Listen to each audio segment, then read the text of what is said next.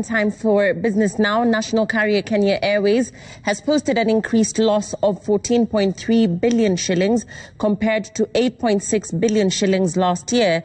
This mainly impacted by COVID-19, which saw the airline lose 24 billion shillings in revenue in the last 6 months. Kenya Airways chairman Michael Joseph says that this was expected as their aircrafts were grounded for the better part of 4 months. However, the airline's management insists that the airline needs to restructure holistically to remain relevant in the long run. Faisal Ahmed has more.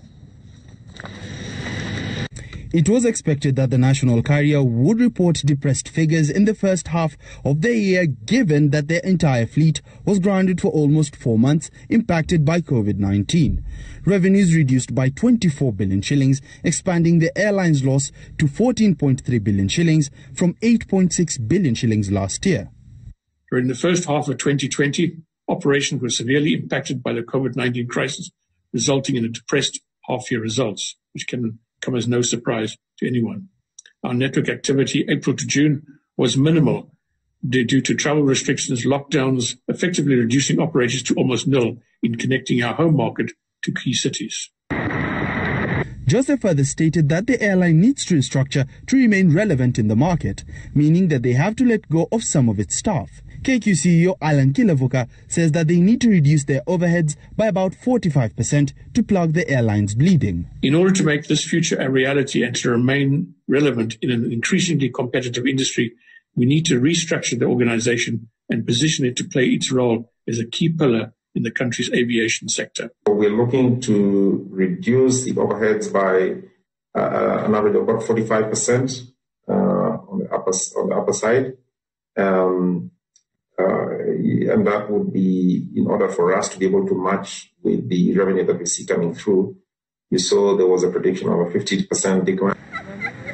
KQ is also in talks with some of its lessors to see if they can return some of the aircrafts earlier than the agreed date to keep their overheads down and convert some of its passenger planes to cargo carriers, seen as it has more demand.